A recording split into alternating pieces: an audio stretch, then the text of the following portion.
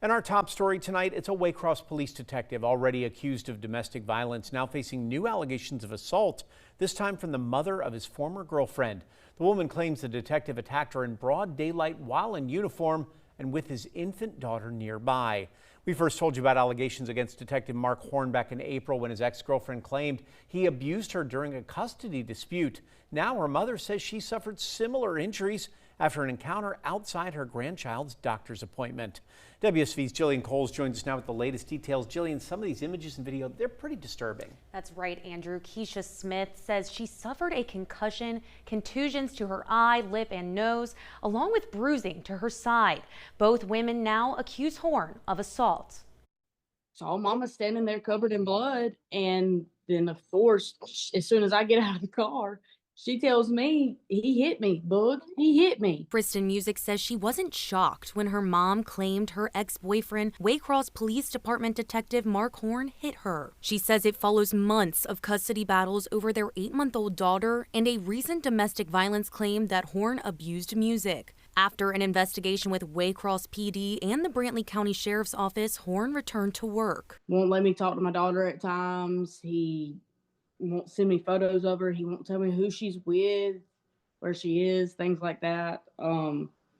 He doesn't even watch her when he does or when he's supposed to have her. Keisha Smith, Music's mom, said she was walking to the child's doctor's appointment on Thursday when Horn came towards her, filming on his phone. She claims when she tried walking towards the car the baby was in, Horn began pushing her away. Smith says she swatted at Horn's phone in his hand and reached for the door handle. The next thing I knew, I was getting up off the ground. He just had already swung and hit me. And video of that altercation was posted on social media along with Music's Facebook Live showing how law enforcement handled the situation. Is he in handcuffs? He's heading to the station right now. He drove himself, didn't he? We'll be letting another. You let him drive himself?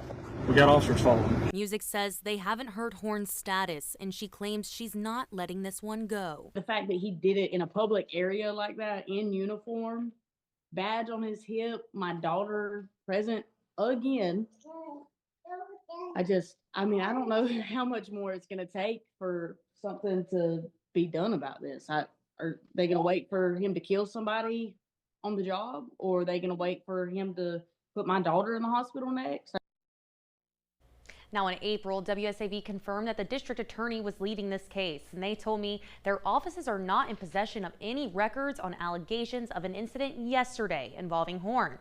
And the case is still pending an open investigation. I have reached out to both Horn's attorney as well as Waycross Police Department, and we will update you both on air and online when we have more. Jillian Coles, WSAV News 3, on your side. Jillian, thanks so much. Some new developments to tell you about now. A Chatham County grand jury has indicted a teenager accused in a deadly shooting outside a popular Savannah chicken restaurant earlier this year. 19-year-old Jacoby Johnson charged with murder, aggravated assault, and possession of a firearm during the commission of a felony in connection to the April 3rd shooting death of 21-year-old Najee Williams. According to investigators, that shooting happened outside the Dave's Hot Chicken restaurant on Victory Drive after a reported dispute between the two co-workers. No additional court dates have been announced at this time. And new tonight at 6, Hinesville police say a person of interest now in custody on unrelated charges following a deadly shooting at a local park that left one teenager dead and another injured. According to the Hinesville police, it happened at Irene Thomas Park shortly after 10 o'clock, where a large group of teenagers were gathered. 18-year-old Jamonte Barnes was shot in the stomach, later died at the hospital. A teenage girl also shot in the leg. She got medical care. Her current condition, though, is unknown. The Hinesville Police Department tells WSAV more information will be released as the investigation continues. And the Beaver County Sheriff's Office says it worked alongside federal and state partners in a coordinated immigration enforcement operation in the Lowcountry this afternoon. Deputies say the focus was on locating individuals who'd already been ordered removed by the United States from a federal immigration judge and had not complied with those orders. Officials say local deputies weren't leading the operation, but instead helped support federal agents with coordination, safety, and logistics. We are still waiting to hear back from federal officials about today's operation. Digging deeper now, a new study found that some restaurants in the Savannah area may be misrepresenting where their shrimp is sourced from. The study says some menus advertise shrimp as locally caught in the United States when testing says otherwise. WSV's Isley Herschel has more. A study done by a local consulting firm released this month showed that out of 22 dishes tested, 12 dishes claimed to be serving locally caught shrimp, when in reality they were serving shrimp that was raised on a farm overseas. CD Consulting found that 41% of tested dishes contained real American wild-caught shrimp. Some tested restaurants served farm shrimp in past studies and are now serving U.S.-caught shrimp, but others were reversed, with them now using imported shrimp. One coastal Georgia shrimper, Zach Wood, feels places that claim to serve locally caught shrimp but actually don't are stealing from local shrimpers. When restaurants sell the idea, the pictures of boats on the wall, they're on the water, when they sell that idea to the consumer, people come in, they think they're getting our product. And when it's not our product, you're basically stealing, you're stealing from us, because you're devaluing our product. People think they're getting our shrimp, it's not, it's from India Pond or whatnot. So it definitely hurts us. I spoke with Jesse Petrie on this subject. He wants to emphasize that this company did not test every restaurant in the coastal Georgia area. He says that some restaurants do serve locally caught shrimp, even if they aren't on the list the company provided. Isley Herschel, WSAV News 3, on your side. A major change coming to Pooler's City Council meetings. Public comment will no longer be allowed at the end of council meetings. It's a move that removes the in-person opportunity that many residents have used to directly address city leaders. Instead, the city now plans to move public feedback to a new online system that officials say will be available 24 hours a day, 7 days a week.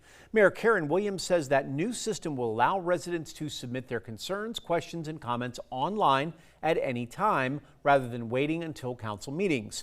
The decision comes after recent meetings drew some packed crowds and lengthy public comment sessions on several controversial issues facing the city.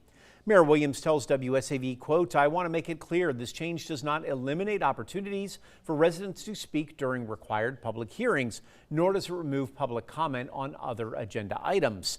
This decision was made with the intent of creating a more accessible and organized process while continuing to ensure that the public's voice is heard."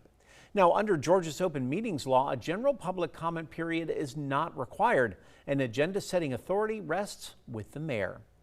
Well, new tonight at 6, Effingham County leaders launching a new program aimed at improving safety and providing peace of mind for residents who may need daily wellness check-ins. The Effingham County Sheriff's Office says the program designed for seniors, people living alone, and anyone who may benefit from a regular safety check. Here's how it works. Now, residents or caregivers can sign up and choose a daily call time. If the person answers and confirms they're okay, the system logs it as a successful check-in. If they don't answer, the system makes additional attempts. After multiple missed calls, alerts can be sent to caregivers or even dispatchers with the Sheriff's Office. For more information about how you can sign up, just log on to our website, WSAV.com. And a major country music festival is bringing some heavy traffic and large crowds to Bloomingdale this weekend. Rock the Country is getting underway at Ottawa Farms. It's the first time the two-day festival is being held at the location, and officials say thousands of people are expected.